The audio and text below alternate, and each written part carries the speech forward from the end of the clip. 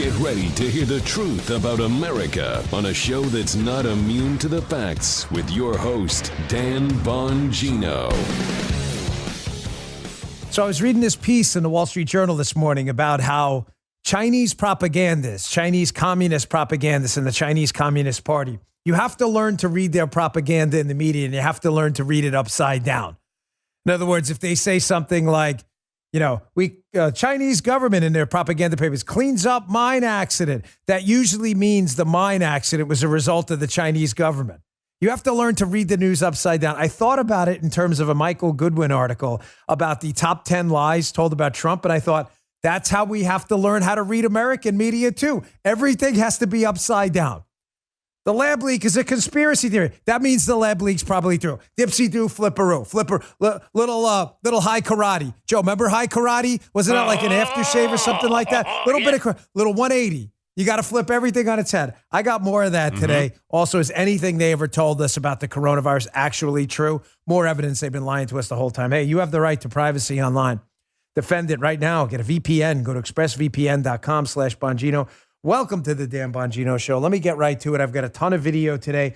This New York Post article, which is fantastic. And Merrick Garland, the Attorney General, freaking out about the Arizona recounts and election audits, which tells me again, upside down, flipperoo, high karate aftershave. That means Merrick Garland is really afraid of something. Read everything upside down. Today's show brought to you by Helix Sleep. Listen, they have a quiz. Takes 2 minutes to complete and matches your body type and sleep preferences to the perfect mattress for you. Why buy a mattress made for someone else? With Helix, you're getting a mattress you know will be perfect for the way you sleep. They have several different mattress models to choose from. Soft, medium, and firm mattresses. Mattresses that are great for cooling you down if you sleep hot like I do. Even a Helix plus-size mattress for plus-size sleepers. I took the Helix quiz. I was matched with the Midnight Luxe mattress. It's fantastic. I needed something that felt firm. I love it. For me, I can't sleep on anything else. The only problem with traveling. I love my mattress. It's been awesome getting unboxing videos from any of you who found the mattress of your dreams. With Helix, the mattress comes right to your door. You don't ever have to step in a mattress store again. They have a 10-year warranty. Get to try it out for 100 nights in a sleep trial risk-free. They'll even pick it up for you if you don't love it. You will. Helix is awarded the #1 best overall mattress pick of 2020 by GQ and Wired Magazine. Helix offers exclusive discounts for military, first responders, teachers, and students. Helix is offering $200 off all mattress orders and 2 free pillows for our listeners at helixsleep.com/Dan. Go today. All right, Joe, let's go. Here we go, baby. Here we go. Thank you to everyone, by the way, who tuned into my Saturday night show, Unfiltered, on Fox News Saturday at 10 p.m. I hope you saw a big difference off prompter this time. That was kind of out of my head. The only thing I was reading on the prompter was when I put those emails up. More me. So, more out of my head. More, even though the monologues were scripted by me and my team, I think it's far better. So I hope you liked it. All right, let me get right to this. So here was this tweet by Peter Daszak. Remember Peter Daszak? Peter Daszak, who runs the EcoHealth Alliance. The EcoHealth Alliance got some of your taxpayer dollars, and they sent it on to the Wuhan lab. The Wuhan lab that was doing dual research, military research and civilian research on viruses. Peter Daszak right in the middle. Follow me here because this is critical. Almost nothing you've been told stands up to scrutiny anymore. It appears it was all a lie. All of it from the start. Only the biggest scandal of our time. How this virus made its way out of China and killed millions of people across the globe. Only the biggest scandal of our time. Here's a tweet by Peter Daszak. He says, important error in this piece. He's scrutinizing a media piece. He says, no bats in all caps, no bats were sent to the Wuhan lab for genetic analysis of viruses collected in the field. That's not how the science works. We collect bat samples, send them to the lab. We release the bats where we catch them. So there's Daszak. That is on February 18, 2021. Daszak again, who EcoHealth Alliance, who we sent money to. He runs the EcoHealth Alliance, which made its way to the Wuhan lab. When is this guy ever going to tell the truth? Is it going to happen? Because I saw this weekend on social media. This was from Sky News. I want you to check out this video piece. So Daszak told us, no bats in the Wuhan lab, folks. No bats. And because our American media is like a Pravda-like Soviet propaganda outfit at all times, what happened? The American media, of course, parroted that. Oh, no, don't worry. There's no bats in that lab. Well, here's Sky News doing the legwork. Listen to this report where they actually show you video of bats in the Wuhan lab. Check this out. They do not have live or dead bats in them. There is no evidence anywhere that this happened. It's an error that I hope will be corrected. Well, tonight, explosive footage from inside the Wuhan Institute of Virology indicates his statements are wrong. It is not a conspiracy to say there were live bats at the lab. It is a fact. And as you can see, this video shows bats in a cage at the Wuhan Institute. You can also see there a researcher feeding a bat with a worm. And in this image, we can see researchers out capturing bats, and a bat even hangs off a researcher's hat. In another image, there are mouse cages, hundreds of them. We know that the Wuhan Institute of Virology was using humanized mice for experiments to see which coronaviruses could infect humans. In some experiments, they used the humanized mice to make viruses that couldn't previously infect humans do exactly that.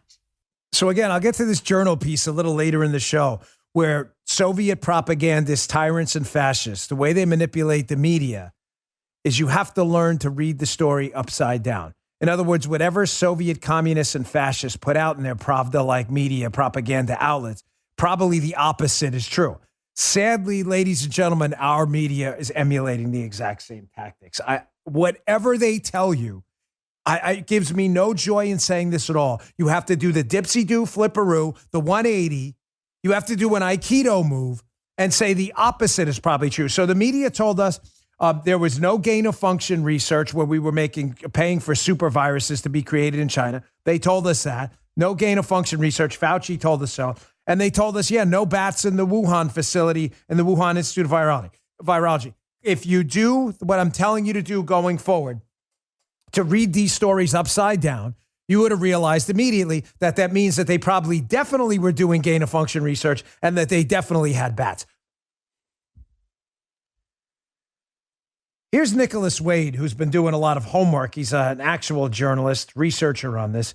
Here's Nicholas Wade in a video appearance here as well. He has been all over this lab leak story from the start. And here he's saying it's time for them to just admit, people like Fauci, that maybe you made a mistake. It's okay. Listen to me, ladies and gentlemen. It's okay to admit somebody made a mistake. That's okay. It's not good. It's not recommended. We don't love it. But it's okay to say we made a mistake. We did not want to pay for bioweapons research. We didn't want to pay for gain-of-function research in the Wuhan lab, but it happened. Maybe it slipped through the cracks. We missed it. Let's correct it in the future. That's not what they're doing.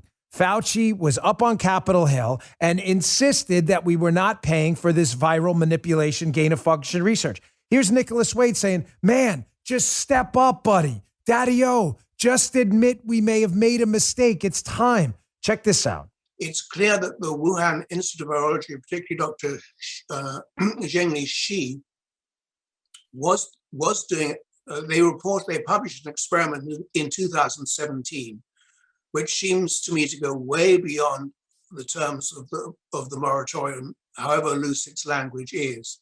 And I think we're going to see in the next few weeks Dr. Fauci being asked, well, even if he didn't think he was supporting any gain-of-function research at the Wuhan Institute, is this research published by Dr. Xing a violation of the terms of the NIH grant to Wuhan? And I think at that point we may see Dr. Fauci say, well, Dr. Xi was doing illegitimate research. He was doing research which I did not authorize, but was forbidden by the terms of the grant we gave her. Now, I don't know that's the case, but I think it's possible. This is how the situation will turn out. Just tell the truth. Americans are generally a very forgiving people. I think what's irritating everyone about Dr. Fauci is his obstinate nature. He refuses to back down in the face of overwhelming evidence that what he told us appears to not be true at this point. Just fess up, man. Say you financed, whether you intended to or not, through the programs that his government entity paid for, some of Xi Zhengli's research. She's referenced there in that Nicholas Wade video. That's the bat lady in the Wuhan Institute who was responsible for a lot of this research. She's also the one who wrote this paper and left out the double CGG fingerprint. I discussed it on my Fox show on Saturday night. The double CGG fingerprint. It's the code in the virus that they can't find in nature, maybe in nature, but they haven't found it yet, but does exist in the lab. Lab researchers insert that into viruses. Ladies and gentlemen, that's in the coronavirus. And the Zhizheng Li bat lady who got some of our money from Peter Daszak and his EcoHealth Alliance, who told us no bats in the lab, conveniently wrote a paper about the coronavirus and omitted the double CGG. How is that? Why did she do that? What do you think? It was a mistake? Again, she didn't have her Sanka in the morning. She missed out on the caffeine. She didn't have it, she needed a Vivarin and she missed it. You think she omitted that by accident? She omitted the double CGG from her paper because she clearly didn't want the fingerprint out there that could have shown it was created in a lab. And by the way, where are the blood tests? Where are the blood tests from the 3 lab researchers in the Wuhan Institute of Virology working with Zhizheng Li in that lab who turned up sick in November before the virus made it out of the lab or right around the time it made its way out of the lab? Where are the blood tests from the 3 researchers in China? This stuff isn't hard, folks. We just have to get people with some cojones out there who are going to demand answers. Almost nothing we've been told is true. Here's that Wall Street Journal article I discussed. This is important.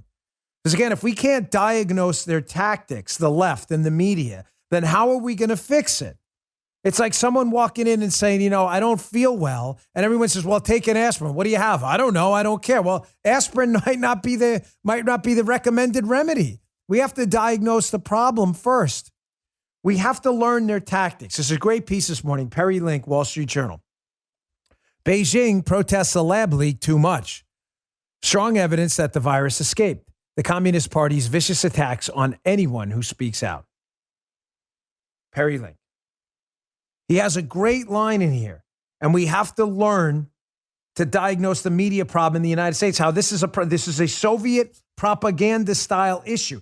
Yes, this gives me no joy in telling you this, that our media are no better than Pravda and Chinese communist propaganda outlets. Sadly, many of them are even worse because they pretend to be journalists. No one really took Pravda seriously or the Chinese media outlets. The media here pretends they're nonpartisan fact tellers and truth tellers. It's total bull. You get the point. From the Journal opinion piece, this is great. He says, hey, many years ago, a distinguished Chinese writer, Wu Zhuzhang, explained to me that there's truth in Communist Party pronouncements, but you have to read them upside down. If a newspaper says, quote, the party's made great strides against corruption in Henan, then you know that corruption's recently been especially bad in Henan. If you read about the heroic rescue of miners somewhere, you can guess that a mine collapse might have killed hundreds who aren't mentioned. Read upside down. There's a sense in which the official press never lies. It cannot lie. It has to tell you what the party wants you to believe. And if you can figure out the party's motive, which always exists, then you have a sense of truth. Ladies and gentlemen, incredibly, learning to read the media stories upside down, incredibly, the same tactic works here with our media. I'm not kidding. This is not meant to be a satirical show. It's not meant to be a joke. It's not meant to be cutesy time or funny time. I am deadly serious. I'm as serious as a heart attack. I am not kidding. When you go through these stories I'm about to go to in this fantastic piece by the Michael Goodwin in the New York Post, it'll be in my newsletter. It's called My Top 10 Media Lies by Michael Goodwin. My newsletter you can access at bongino.com/newsletter. Subscribe for free. The same tactic of learning to read truth in media headlines, but reading the truth upside down absolutely works here. We're going to go through it piece by piece by piece. But first, I want to start because he addresses this first in the piece. Obviously, the lab leak theory. I just told you, whatever the media says, make sure you view it upside down. When they call something a conspiracy theory, that probably means it's not a conspiracy and it's not a theory, that it actually happened. Here, check this video out. Here's the Democrats suggesting the propaganda line that it's just a conspiracy, the lab leak, and watch the media follow along right away. Check this out. what a fraud this is, what disinformation, what a pathetic and transparent effort to distract America from what's really going on. What the president is saying about China is interesting. It's an interesting diversion. And COVID-19 is acting as an accelerant to conspiracy theories, making it the target of conspiracy theories about the origin of the virus. A group of local television stations across the country are set to air a baseless conspiracy theory. Was that GOP oversight on Twitter there? The video? There it is. Read the story upside down. There is I incorrectly described that before in Precision Matters. There is a conspiracy. They're not lying, but that's not the conspiracy. The conspiracy isn't to make up a lab leak theory. The lab leak theory was the conspiracy. Got to read it upside down. So let's go through this Michael Goodwin piece because it's really incredible. And you'll see how every single story they've put out there, there's an element of truth. It's just not the truth you thought. Here, from Michael Goodwin's piece, he says, remember lie number 2, the Muslim ban that wasn't? Or lie number 3, the mantra that the 2017 tax cuts were only for the rich, despite studies showing 80% of the population benefited? How about the kids in cages firestorm, complete with gripping photographs of migrant children in metal containers? Ladies and gentlemen, read them all upside down. There is some element of truth to it. Yes, in all of this. Let's go through them one by one in the New York Post piece. Were, under the Trump travel restrictions, some Muslims may be banned under the Trump? Yes. You said, gosh, Dan, you said the Muslim ban is fake. It is fake. Muslims are not banned. But some Muslims may have been banned under the Trump travel restrictions. But it was not a Muslim ban. If you entered the country as a Muslim, you were free to enter the country before and after. Therefore, Muslims weren't banned. But there's always an element of truth to the media's absolute garbage BS nonsense. On the Muslim ban, check this story out. This was from Observer.com. The Obama administration helped make Trump's Muslim travel ban possible. Democrats have forgotten that Obama was nicknamed the deporter-in-chief. Folks, the so-called Muslim ban, which didn't ban Muslims, which would make it a terrible Muslim ban because it didn't ban Muslims. That's not what it did. Banned in a certain timeline, travel from certain countries that had a problem with terrorism. Whether you were Muslim or not was irrelevant. Where did those 7 countries come from? An Obama era piece of legislation from the Observer. Quote, as opposed to being an anomaly induced by Trump's presidency, the ban was set in motion by Barack Obama's administration. Yes, I read that right. In December of 2015, Obama signed into law the Visa Waiver Improvement Program and Terrorist Travel Prevention Act, which designated Iraq, Iran, Syria, Yemen, Sudan, Libya, and Somalia as areas of concern. Why do those countries matter? Because they're exactly the same countries President Trump used for the travel ban. It had nothing to do if you were Muslim, Jewish, Catholic, Christian. You could not be from those terror-laden countries the Obama administration designated as such. Learn how to read the story upside down. There is always an element of truth. It's just not what they want you to believe. Were there people, who were Muslim who may have been banned under the restriction? Yes. Was it a Muslim ban? No, it was not. It was a ban from certain countries. It didn't matter if you were Muslim or Jewish or whatever, as I just said. But if you're a sucker, which means you're a liberal, you probably fell for that. Not only did you fall for it, you probably promoted it too. The second part of that first cut had the tax cuts for the rich. You know that was nonsense. We've explained it on this show often.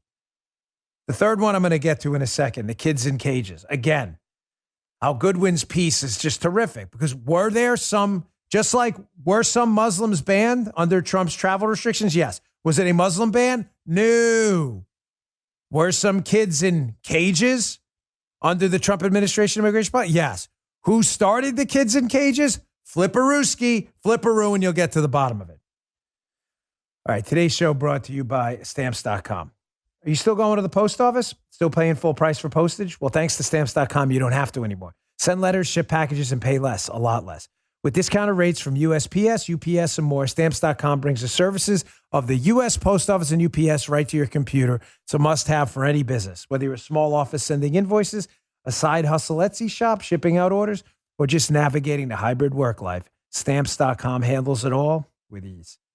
Simply use your computer to print official U.S. postage 24/7 for any letter, any package, any class of mail, anywhere you want to send it. We'd be lost without it here.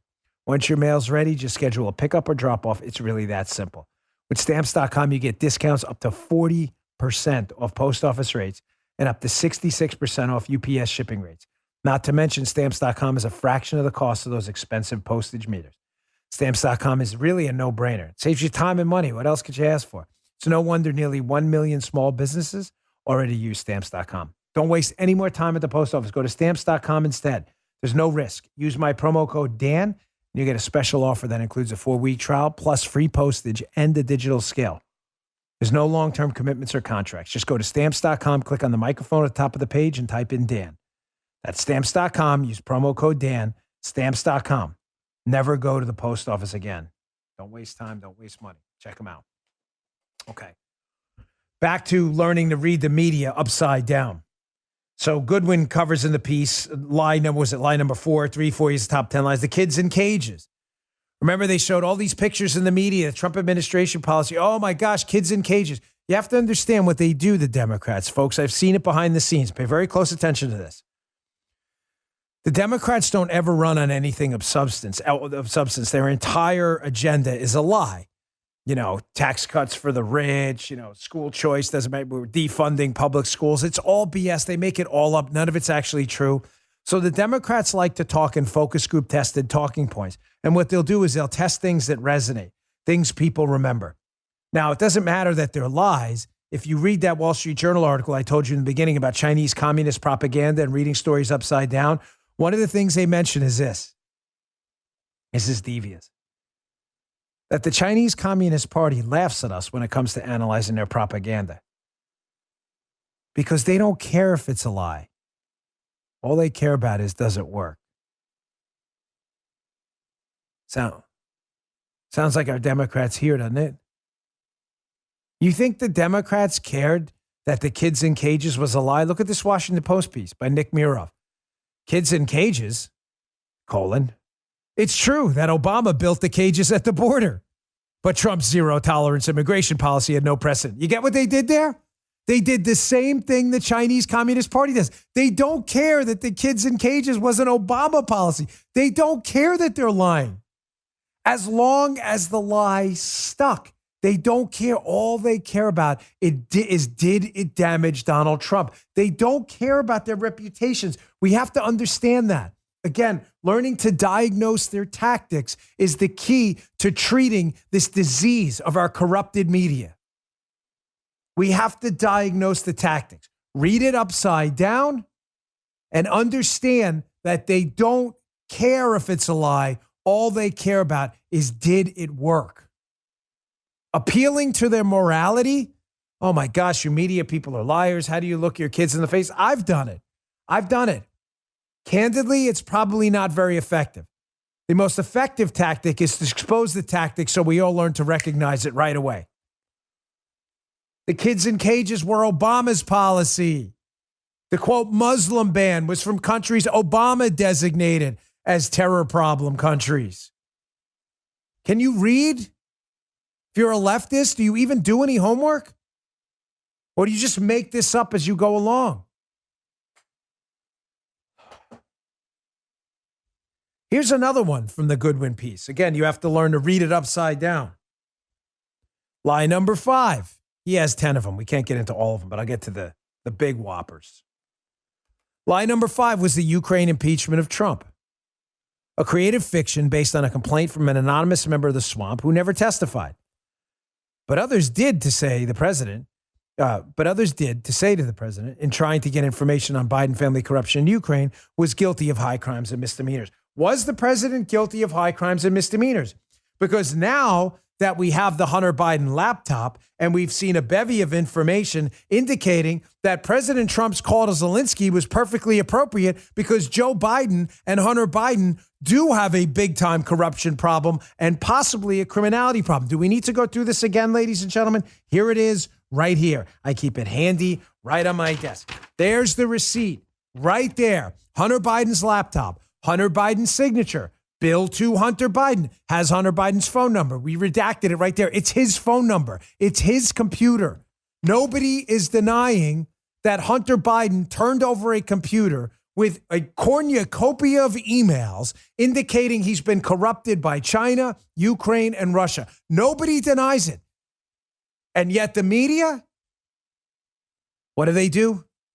They turn everything upside down. Yeah, there's a corruption scandal in Ukraine, but it's not Biden's corruption scandal. It's Trump's. Flipperooski. Here, you need more evidence? Here's a picture from the laptop. Again, I even circled it for you. There's Joe Biden with Hunter Biden and their oligarch friends from overseas at the same meeting with the Ukrainian business partners in the corrupt business deal Hunter Biden had no business grabbing. Now what do? They flip it around and they blame it on Donald Trump instead. And it works because our media is entirely corrupted. Here's another one. The 10th lie. Goodwin says the 10th lie remains active, so the truth is not fully emerged. The subject now is ballot integrity. We've had a really extremely shady 2020 election. So he says, with ballot integrity, which the left demonizes as improper voter suppression. Joe Biden made the astonishing claim that demands for photo identification are the new Jim Crow. Really? Voter ID is the new Jim Crow? Can they make that assertion while providing some evidence? That's a serious thing to say, is it not, folks? So the Democrats' big lie now, there are 10 big lies, but the 10th, the last, is that these voter ID claims are somehow Jim Crow keeping black people from the polls. Folks, if there were any evidence to that, you would most certainly be able to prove it. If there were new Jim Crow laws keeping black people from the polls, then black voter participation should have gone down after voter identification laws were implemented. Is anything I'm saying there perplexing to the liberal listeners out there? Well, if that's the case, as we discussed last week, and I'll put up here again, then why didn't voter participations by minority groups go down after voter ID was implemented? As a matter of fact, upside down, read the story upside down, dipsy-do, flipperoo, voter participation amongst blacks and minorities actually went up. Turn upside down. You doubt me? Unlike these losers in the media, we produce actual evidence. Quote, Wall Street Journal. The share of blacks who voted in the midterm election in 2018 climbed 10.8 percentage points to 51.4%, which was similar to the increase in white turnout, which went up 11.7 points. It says, but Democrats still blame their defeats in the Florida and Georgia gubernatorial races on voter suppression. Census data shows otherwise. So you may say to yourself, the midterms, all right, midterm elections in 2018, voter turnout was not suppressed. Black turnout, white turnout, Hispanic turnout went up. Again, read it upside down. If it's the new Jim Crow keeping minorities from the polls, they're doing a really crappy job, folks. If you're a liberal, you're probably saying, well, Dan, that's just the midterms in 2018 and the 2020 presidential election. They definitely kept black voters from the polls. Really? Okay, here's census.gov. Census.gov. Jacob Fabina. Despite pandemic challenges, 2020 election had largest increase in voting between presidential elections on record. A little more there. Fascinating. Check this out. Turnout rates in 2020 were higher than in the 2016 election for non-Hispanic white, non-Hispanic black, non-Hispanic Asian, and Hispanic race and origin groups. Everything they're telling you is false. The story is upside down. Learn to find the nugget in there, flip the script on it, and you'll get to the truth. All right, I want to get to Merrick Garland and just a stunning statement this weekend, which shows you again, read it upside down and you'll see the Democrats are panicked about these election audits. If they felt like there was nothing wrong, they wouldn't be panicked about it. Hey, listen, we're in Omaha Steaks house here. The only downside, again, of reading this spot is I get very hungry reading it because I love Omaha Steaks. It makes my mouth water. Omaha Steaks is an amazing limited time Father's Day offer just released for my listeners. Go to omahasteaks.com and enter the code Bongino into the search bar and order the Dad's Best Grill Pack. Listen, I absolutely love their burgers. I love their New York strips. Omaha Steaks meat with the little grill lines on them. Nothing makes for a better weekend. For $99, get yourself the go to omahasteaks.com, enter the code Bongino in the search bar, and order the Dad's Best Grill Pack today. For $99.99, you'll get 28 of Omaha Steaks' favorite entrees, 4 bacon wrap fillets. Get ready for this. 4 boneless pork chops, 4 premium boneless chicken breasts, 8 gourmet jumbo franks, plus the all-time favorite of my daughter Amelia, who eats all of them, and nobody gets to touch them. Made from scratch caramel apple tartlets. Don't come over my house for these. My daughter eats them all. Omaha Steaks signature seasoning packet as well, and 8 free filet mignon burgers for only $99.99. You'll never eat another burger again. It's an unbelievable offer at a 59% savings. These packages are selling out fast. Don't wait. Go to omahasteaks.com, use keyword Bongino, and order the Dad's Best Grill Pack today. That's omahasteaks.com, enter keyword Bongino for a 59% savings and 8 free filet mignon burgers. See, that's the only downside. It's very distracting that because I get very hungry thinking about my Omaha Steaks and my burgers there. Toast a little bun, some pickles. I don't like mustard on my burger. I know that's heresy for some of you, but I like it. Mix a little ketchup in there too. You like that? You the mustard guy at a burger? What about you, Justin? You like guacamole in a burger? Okay, you're fired immediately. Mustard, Joe, baby. Mustard. Yeah, what about you? Yeah, mustard. Mustard. Yeah, me too. Yeah. Justin's fired. Get him out of here. Escort him out of the building. Paula, get this kid out of here. Guacamole. It's like my daughter. These kids are so foo-foo. My daughter, we go into this fresh market place, whatever it's First Watch. I like to eat there. You know, breakfast is really great. And my daughter's always like, avocado toast and stuff. I'm like, avocado? We couldn't even afford butter.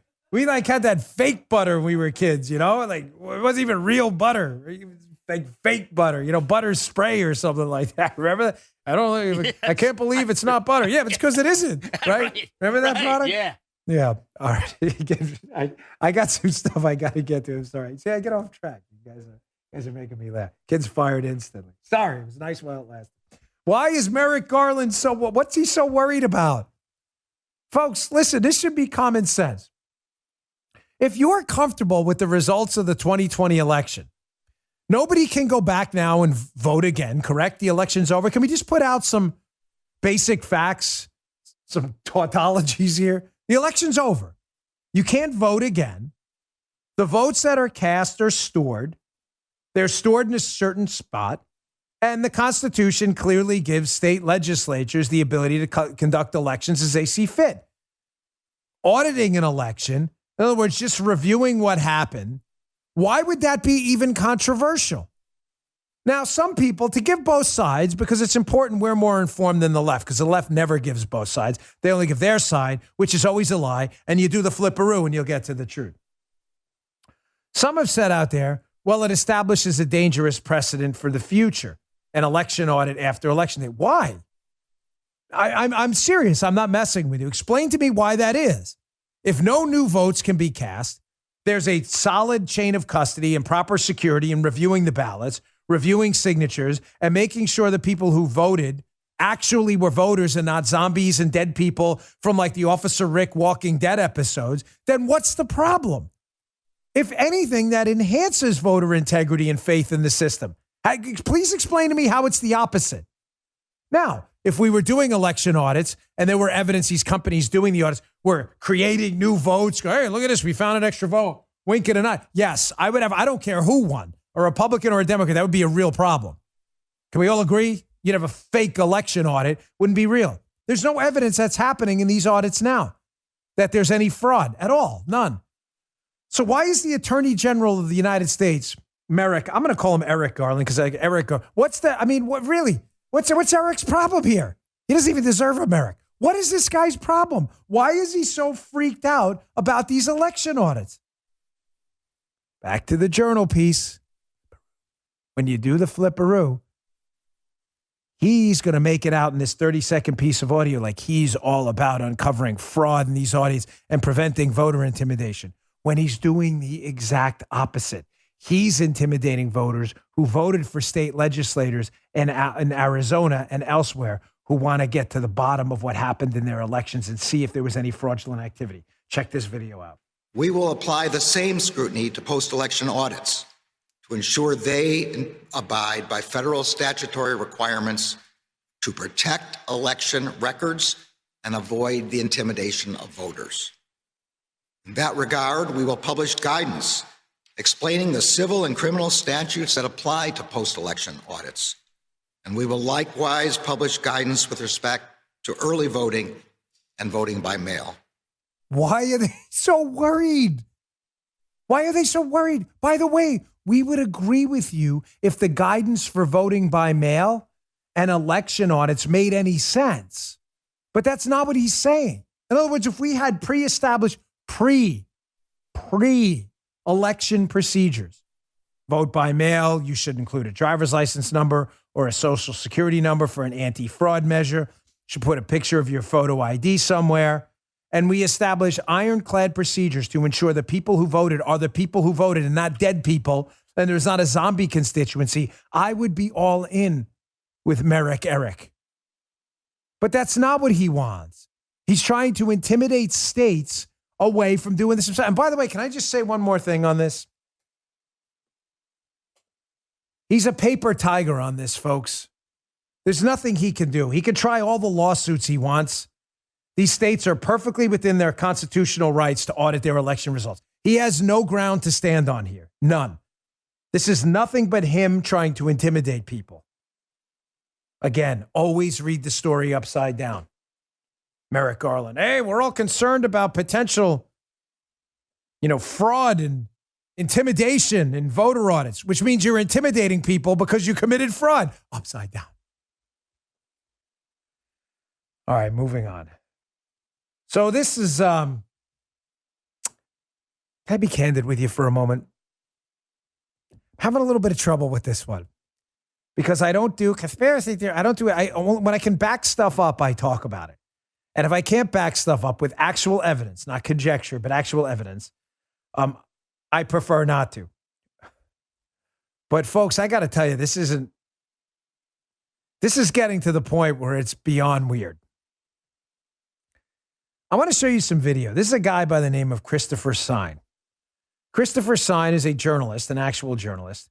He was the one who broke the story about the infamous Clinton-Loretta Lynch tarmac meeting in the Phoenix airport just days before Jim Comey effectively exonerated Hillary Clinton in that dreaded press conference back in the summer years ago. Remember that? Jim Comey goes out, lays out the case against Hillary Clinton and says, well, no one would prosecute her. And then Loretta Lynch goes, we're going to move on.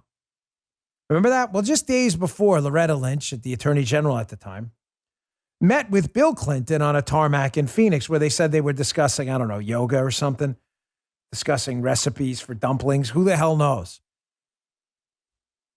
The reporter who broke that story appeared on Fox and Friends a while ago. And I want you to listen to this. His name is Christopher Sign. Check this out. You've paid the price for this career-wise. What kind of threats or what have you received? Well, my family received significant death threats shortly after breaking this story. Credit cards hacked. My children, we have code words. We have secret code words that they know what to do. And that's why I came back to WBMA, ABC 3340 in Birmingham, because when I was enduring the death threats, it was my former Alabama football family and my teammates, my coaches who circled around me. Wow. Oh, my. Read all about it. You can get the book right now, Secret on the Tarmac. It's at Christopher Sign, SIGN.com. And on Amazon as well. Well, we'd love to interview Christopher Sign about that material. The problem is Christopher Sign is dead. Washington Examiner story, Dan Shaitlin, be in my newsletter today. Reporter who broke story on Clinton Lynch tarmac meeting found dead. Again, we're just asking questions. Is it okay? Are we allowed to do that? A whole lot of people keep turning up dead in that Clinton orbit. It's just beyond bizarre at this point, folks. It's very rare. You know, listen, Joe, Guy, Justin, all of us, none of us do like conspiracy stuff. But my gosh, like, what? Ugh. If I get anything out there, I don't report on stuff until I don't do conjecture. But this is just beyond strange at this point. This was just kind of a tragic, hilariously tragic, tragically hilarious. I'm not sure what the order is, but I discussed this a little bit in last week's show on my radio show. And did we hit it on Unfiltered too? I don't remember, so many shows. I'm forgetting what I actually spoke about in each show. But I've talked about, it's been an evergreen topic on which Joe can vouch for me, the war on language. How the left's war on language is critical to advancing liberalism. Critical. Because when you can win a fight before the fight even starts, you don't have to expend any energy on it. And the left's war on language is the way they do that. The way they get to categorize you as an istophobic, phobophobe, misogynist, homophobe, transphobe, racist, xenophobe, the way they do that is by constantly changing the language and keeping you conservatives out of the loop. If you call a boy a girl, you're a transphobe. Or a girl a boy or vice versa, you're a transphobe. If you use the improper word, if I forget if it was, there was that article if it's gay or homosexual. If you use one of those words, if I forget, I don't even remember which one. One of those words is supposedly homophobic because they said it is, not because you're actually homophobic.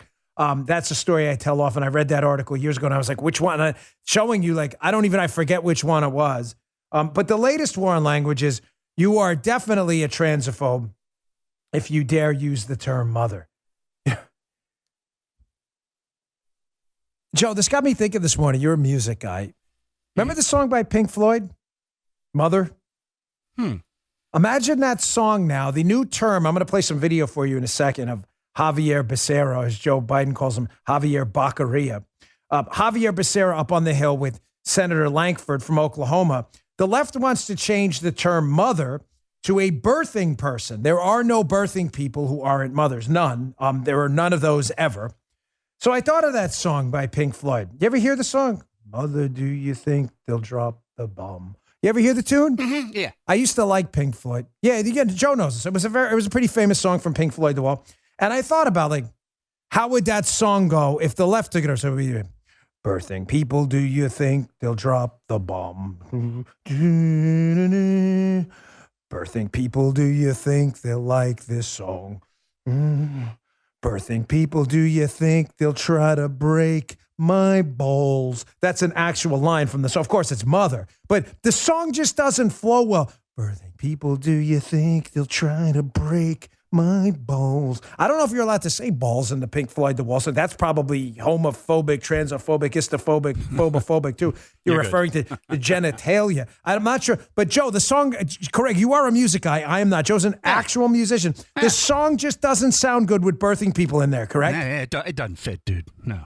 Thank you. It's terrible. It's not only is it's awful enough that I always choose to sing on the show, despite my obvious lack of any vocal talents whatsoever. But the song, when you insert leftist terminology of it, just sounds ridiculous. Are Pink Floyd transophobes now? You better have them change the name of that song to Birthing People rather than Mother. Here's James Lankford, who I'm iffy on sometimes. But Lankford is questioning Javier Baccaria, otherwise known as Javier Becerra, up on the Hill, because HHS, which he heads, wants to change that terminology from mother to birthing people. And you can see Baccaria's up there like he's got to know in his head, this is probably, of all the dumb things they've done on a scale of 1 to 1,000, this is 999 easily, because there's always room for improvement on the stupidity scale with the left. Here's Baccaria. He's like, he's got to know in his head, gosh, I look like a real moron here. Check this out.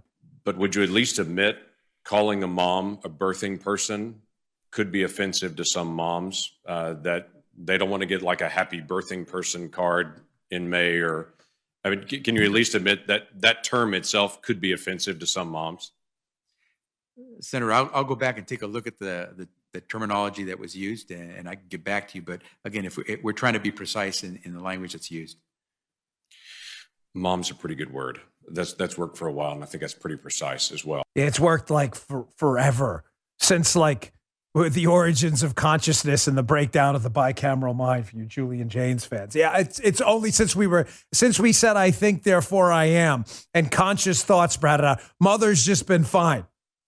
Birthing person, do you think they'll drop them?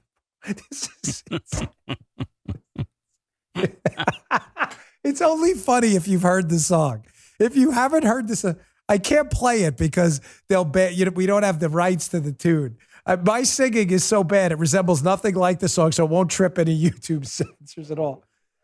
Yeah, that's true. Guy brought up, Joe, Bohemian Rhapsody. Mother, birthing person. Ooh, it just doesn't work. Sorry. Birthing person. Ooh.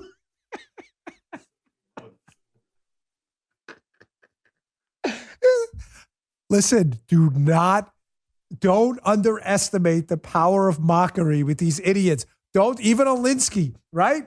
Alinsky understood in one of his rules. I do this stuff deliberately. There is a power to mockery. People hate being mocked. But if you're doing this, you deserve listen, I am absolutely about forgiveness and living in a higher moral order. But let me tell you something. You're going to destroy our society and try to pump this propaganda up our kids' butts. They're not mothers, they're birthing people. You are going to get called out. That's a funny one. That's even better than mother. Birthing person.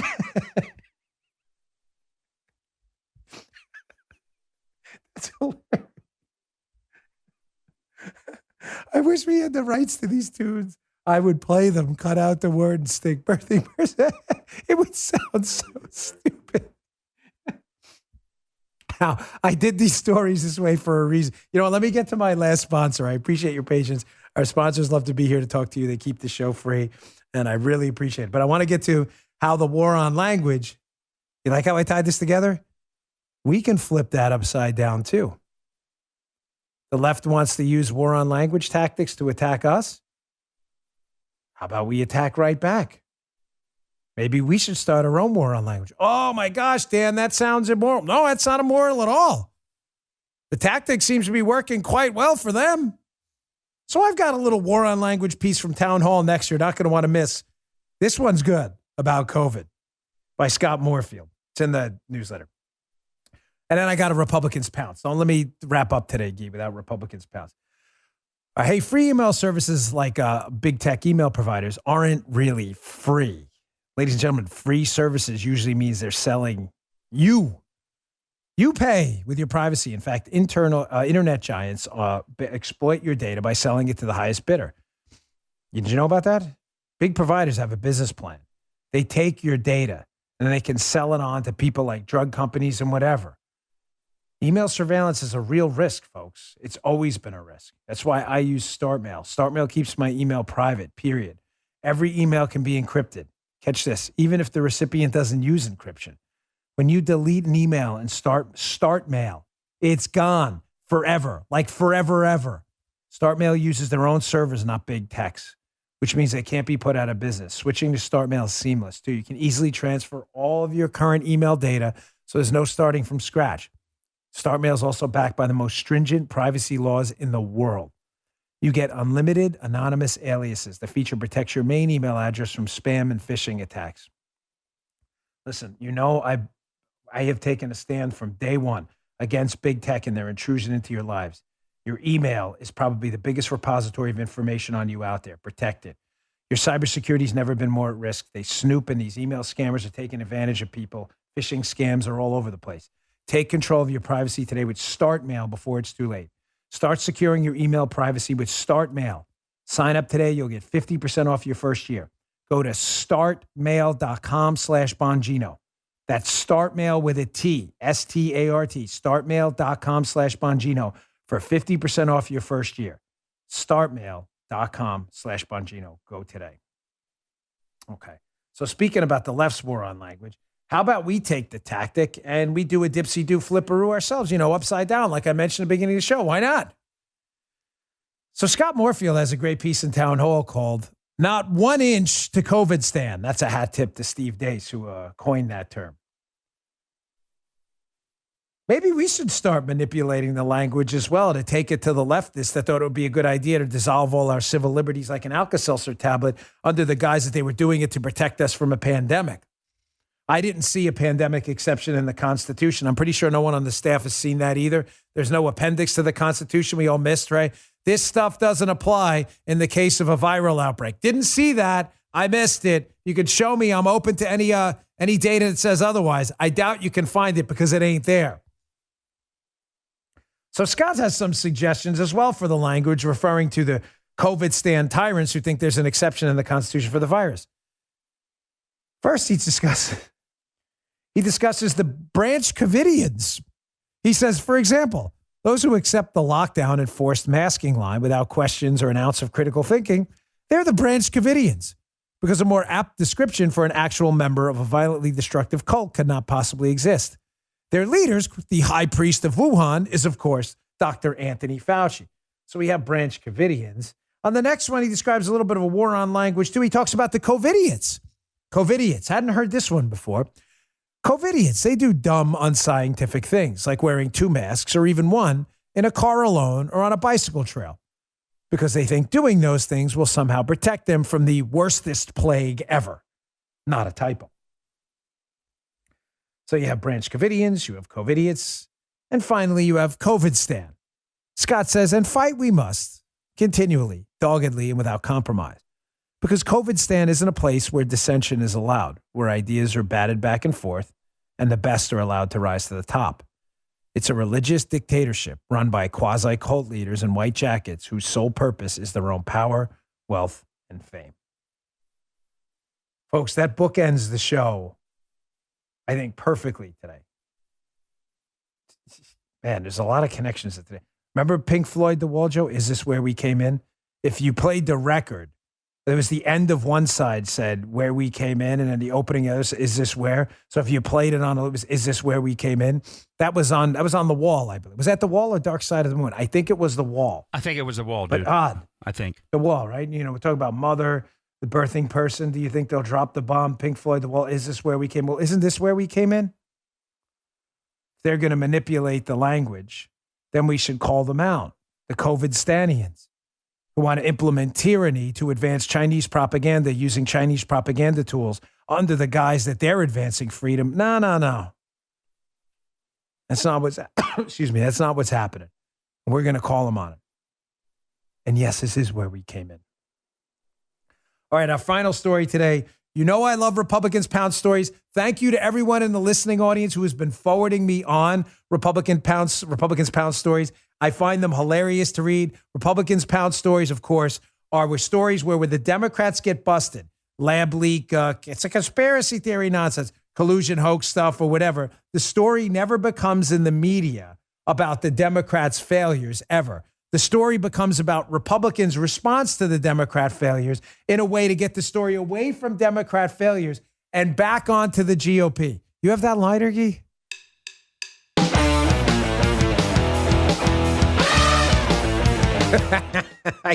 That's the first time I can see it on the screen. I've never actually seen that before. I can hear it, but I've never seen it. That's pretty funny.